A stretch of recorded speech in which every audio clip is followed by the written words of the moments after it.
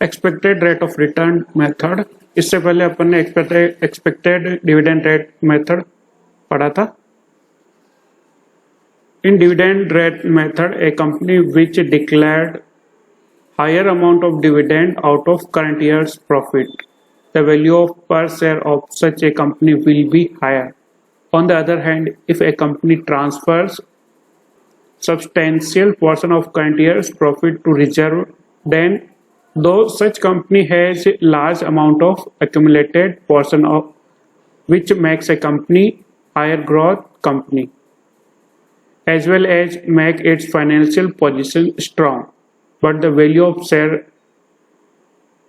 such a company will less of the value of its share is computed by applying dividend rate method.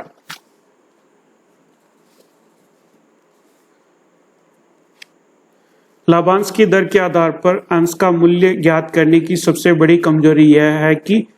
जो company ऊंची दर से लाभांश बांटती है और पुनर्निवेश हेतु लाभों को कम रोकती है, उस कंपनी के इक्विटी अंश का परिकलित मूल्य ऐसी ही अन्य किसी कंपनी जो कम दर से लाभांश बांटती है एवं पुनर्निवेशन हेतु लाभों को रोकती है कि इक्विटी अंश के परिकलित मूल्य की तुलना में ज्यादा होगा। अन्य शब्दों में, जो कंपनी सुदृढ़ वित्तीय नीति अपनाती है एवं स्व अर्जित वित्तीय साधनों का स्वयं प्रत्याय अर्जित करने हेतु अपेक्षाकृत अधिक उपयोग करती है, उस कंपनी के इक्विटी अंश का लाभांश दर विधि के अनुसार परिकलित मूल्य कम होता है। इस कमजोरी को दूर करने के लिए समता अंशों पर आशान्वित या प्रत्याशित प्रत्याय की दर के आधार पर अंश का मूल्य ज्ञात किया जाता है। कहने से तात्पर्य यह है कि जो कंपनी अपने लाभों का अधिकतम भाग रोक लेती है, रिजर्व में ट्रांसफर कर देती है, ताकि उसका यूज भविष्य में कंपनी की ग्रोथ को बढ़ाने के लिए किया जा सकता है, तो ऐसी जो कंपनी है उसके द्वारा लाभांश से कम भुगतान किया जाएगा या लाभांश की जो रेट है, प्रतिशत दर है, वो कम होगी। लेकिन ऐसी कंपनी जो अपने लाभों को इन फ्यूचर यूज के लिए नहीं रोकती है, रिजर्व में ट्रांसफर नहीं करती है, ऐसी कंपनी जो कि अपने जो भी लाभ है उसको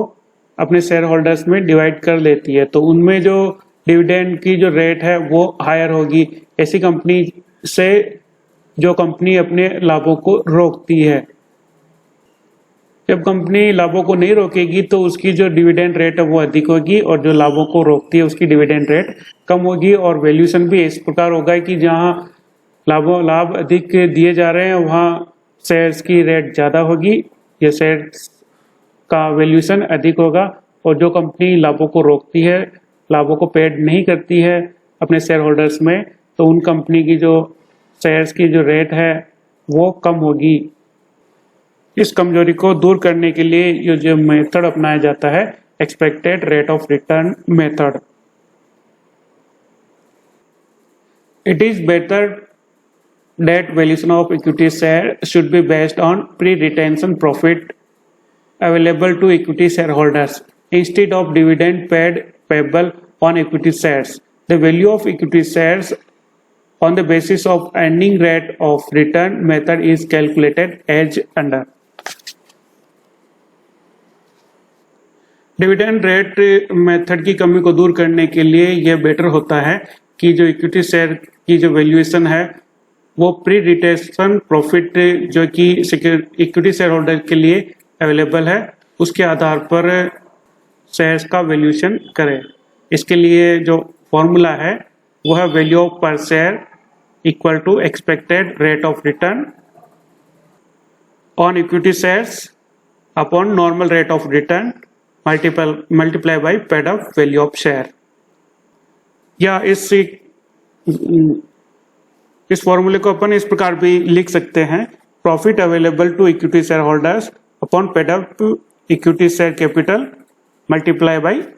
100। तो इससे क्या कैलकुलेट होगा, expected rate of return on equity shares.